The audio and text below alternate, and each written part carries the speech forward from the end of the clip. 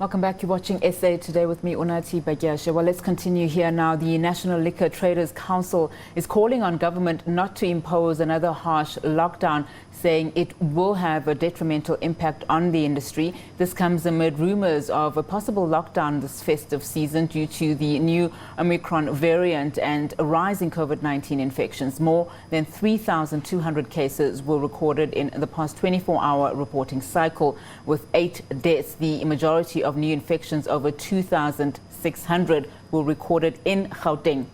Now let's discuss this. We're joined via Zoom by Ntimane, National Liquor Traders Council National Convener. Lucky, thank you so much for your time. Again, we meet under these circumstances, these unfortunate circumstances. What are your expectations for tonight and what President Cyril Ramaphosa is likely to say? Thank you once again for the opportunity, and good afternoon to SABC News viewers.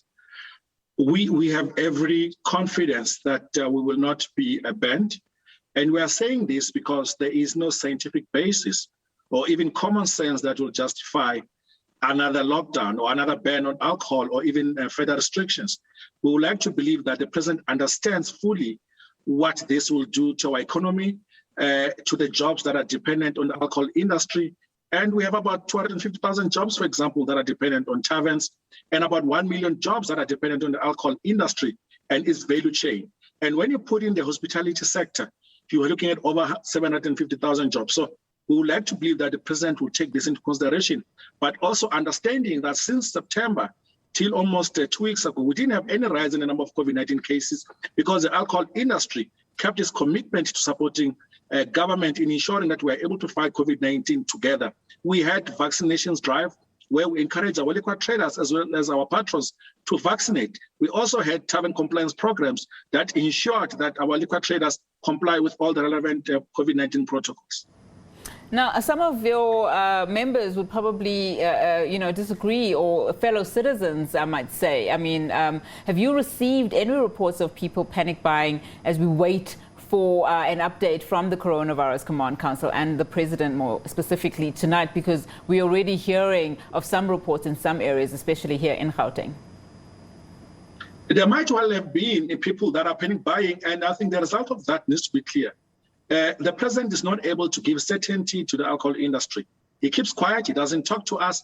So that is obviously going to send shockwaves amongst our traders, even amongst our consumers, who might feel that, the president might do us again and ban us. If we recall, all the bans that we had to endure, they were done on an immediate basis. So, I mean, we cannot really blame people for wanting to stock up, because people that do enjoy alcohol in a responsible way will want to plan for the December holidays. These are times that people enjoy and spend with their families. So we cannot really blame them for that. In fact, if we have to lay blame, we have to lay squarely at the feet of the president.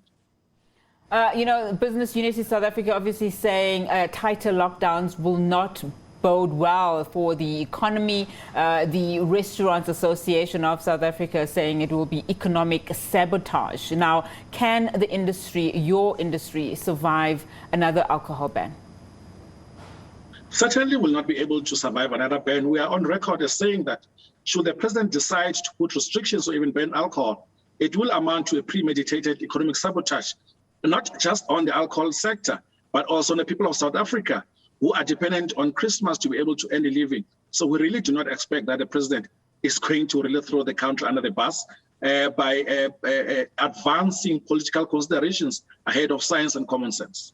Now, during the elections, or should I say before the local government elections, it was already earmarked even then that we would be seeing a fourth wave in this country come December, January. What were your plans then around a possible lockdown, probably lesser restrictions than we are seeing now? But surely there was a plan from your industry in terms of anticipating what the fourth wave would mean.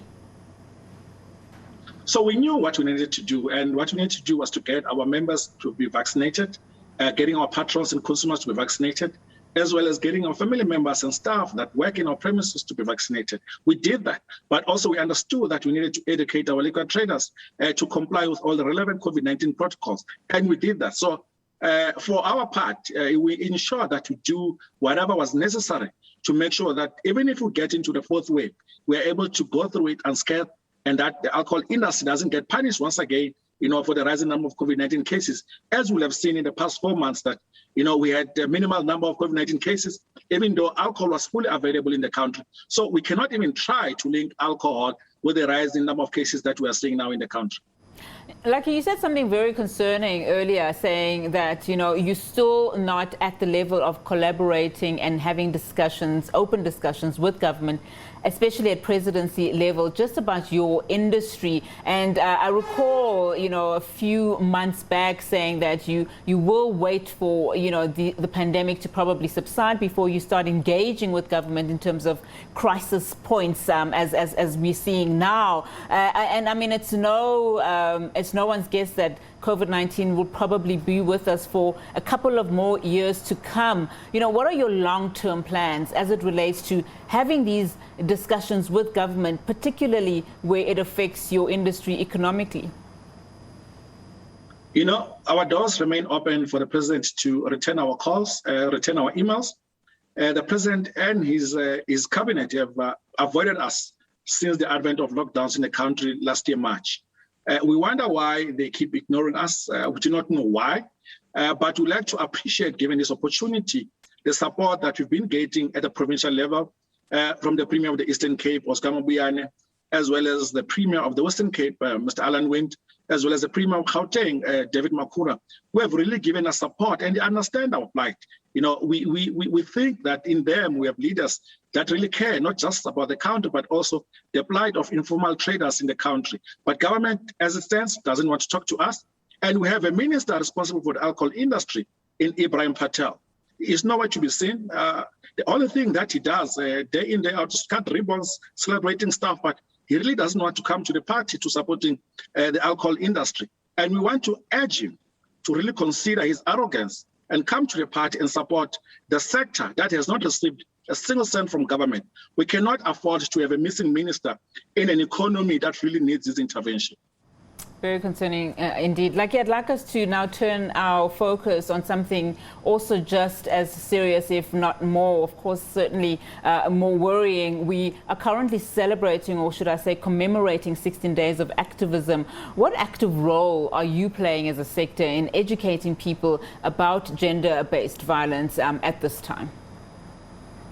So as National Liquor Traders, we launched Tavern Dialogues on Gender-Based Violence that will ensure that we position liquor traders to be champions in the fight against gender-based violence. So we ran this since last year, fully sponsored by Distel, but also we appreciate the work that is being done by other liquor manufacturers in the space, for example, SAB on their No Excuse campaign. So ours really this year was to identify 100 taverns across the country in key incidents, hotspots for gender-based violence. For example, we know that Temba has now eclipsed Inanda as a hotspot for rape. We went to Inanda last year with our taverns, and we ensured that we create an atmosphere that will generate a safer space in taverns in that particular area. Hence, we started to see the number of rapes in that space reducing. We are now targeting in Gauteng alone over 40 taverns that we're going to activate in the next 2 weeks, sponsored by Distel again. We feel that we need to play an active role as liquor traders in ensuring that we support government's efforts in making sure that we root out this important pandemic that seems to be destroying our fabric of society, which is gender-based violence and femicide. And we take this matter very seriously. We are going to do whatever it takes to make sure that we as liquor traders do our part to make sure that we fight the scourge of gender-based violence and femicide in our country. Lucky, thank you so much for speaking to us this afternoon. Really do appreciate it. Lucky Ntimane, National Liquor Traders Council National Convener there.